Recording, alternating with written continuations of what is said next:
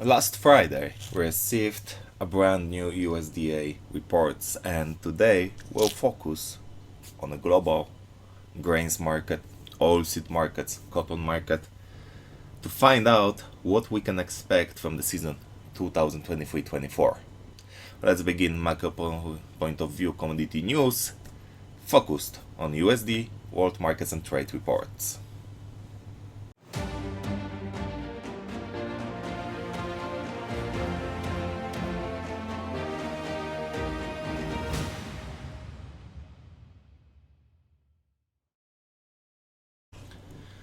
Let's begin with the wheat market, and as you can see, the market left last week the price range we were for the whole October and most of the November inside, and we reached top level of almost 650 cents per bushel.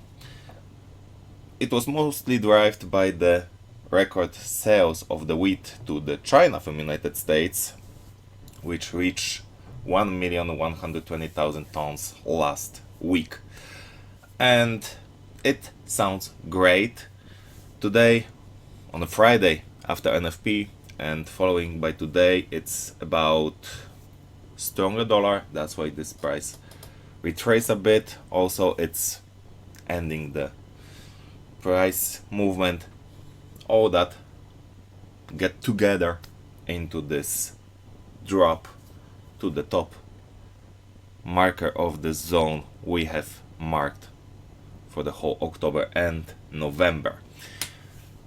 But what USDA report says about the wheat, and it doesn't have good news.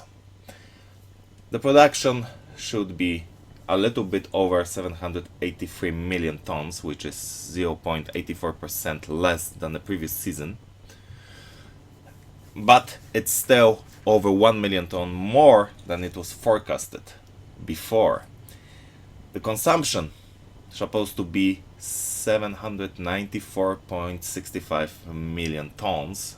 It's also more than 1.8 million higher than the previous forecast, and it's 0.32% more than the previous season, which leads us to the global balance of the market to 11.65 million tons deficit, and it's bigger deficit by almost 800,000 tons than it was a month ago. Also, what I wish to pinpoint that USDA forecasting the Indian production of 110 million tons. Please remember that this season it's El Nino season, which means a warmer, less rain weather in Asia, which should affect Indian production. Yet USDA claims that it will be over 6.5 million higher than the production in 2022-23 season, where there was also some problems with rainfalls in India. So I think they overrated the level of the wheat production in India, which should lead into the bigger deficit on the market. What's bad for prices of wheat is that Ukraine raised their forecast for this year to 22.2 million tons, and also it's a good harvest season in China. But let's take a look on the corn, because if we say about China, the corn is the market we should probably focus on. First of all, let's start from the end. The Ukraine also raised the forecast of production corn to 30.1 million tons this year.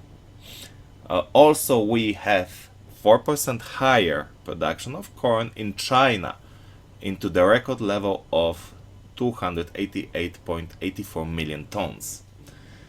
Yet, in the whole season, in the world of 2023-24, the corn production, according to USDA, it's 1,222 million tons, which is 5.6% more than the previous season, and it also 1,276,000 tons more than a month ago forecasted.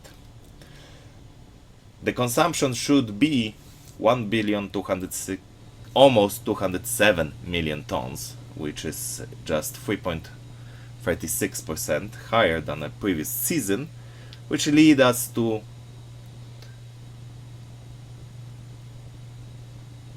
the 15 million tons above the market.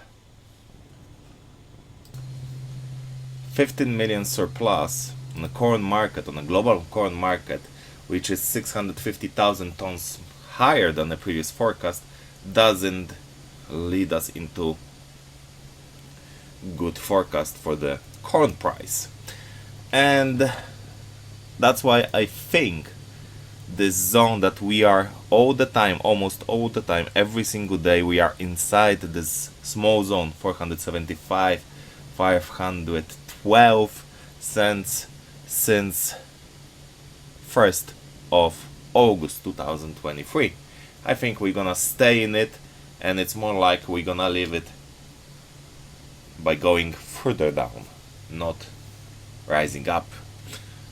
So the corn, it's not our favorite at the moment, especially that China has a higher production, also high import of corn, which creates a lower in local market prices, which will probably slow down the imports. So the import for the January and February of corn into the China will be probably lower than the previous years and the 5 years average. So you can expect something like this. And of course, as a third from the big production is soybean. The currently forecast level of soybean production is 398.88 million tons, which is 6.5% higher than the last season. The crush level is forecasted into less than 330 million tons. It's also 5% more than the previous season, but it will lead us into the almost 7 million tons surplus on this market. And we can say that also China collected 20.84 million tons of soybean, which is almost 3% higher than last year, which will also create probably lower local prices. I put here on this market that 1400 is the top level. I remember I put it before we reach it in November, yet with the current numbers, global numbers, I don't estimate this soybean price to rise above 1400 unless some new different fundamental change will happen. This price will be probably under 13.75 cents per bushel. As you can see, I put this small support line and it create this market today rise above 1300, but it's more like a dead cat bounce. I'm not expecting this market to rise at the moment this week into the 13.70 cents.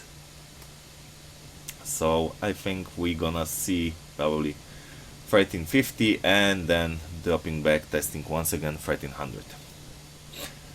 And I promised also a cotton market, and we're gonna take a look into the cotton market as well. But there's not much into the cotton market except that the USDA expect 24.585 million tons of cotton production, which is 3.2% less than the previous season. The consumption supposed to be 24.761 million tons, which is 2% higher than the previous season, which creates us almost 200,000 tons deficit on this market.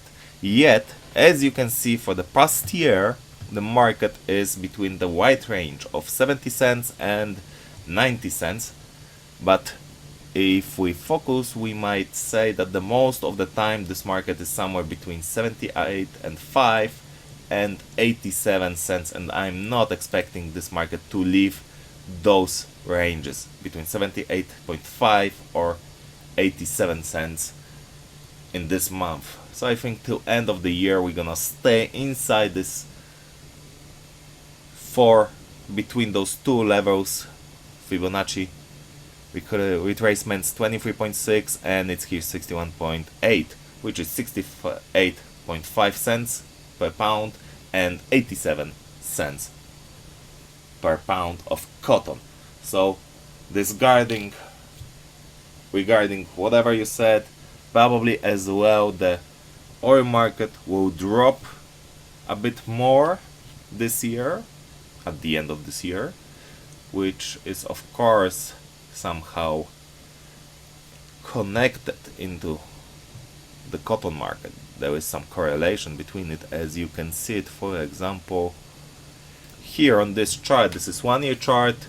Light gray is oil market, white is a cotton, and as you can see, it is somehow connected. Of course, for the past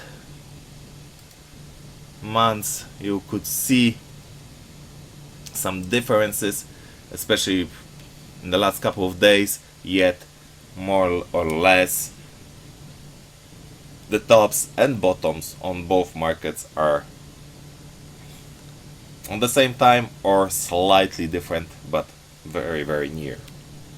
So there is a correlation between those markets, and I cannot say we are expecting a huge rise in the cotton market. So as I said, I think till end of the year we're gonna see it under 87 cents but above 78.5. Thank you for your attention. Have a great week. Enjoy the Federal Reserve decision on Wednesday, Eurozone decision on Thursday, as well as Great Britain decision for both the rates, and also there is a couple other rates decision this week, so it will be something happening on the market. As well, we've got CPI in the United States, which is also quite important, especially for the US dollar and the gold market. Thank you very much and good luck. Don't forget to subscribe our channel.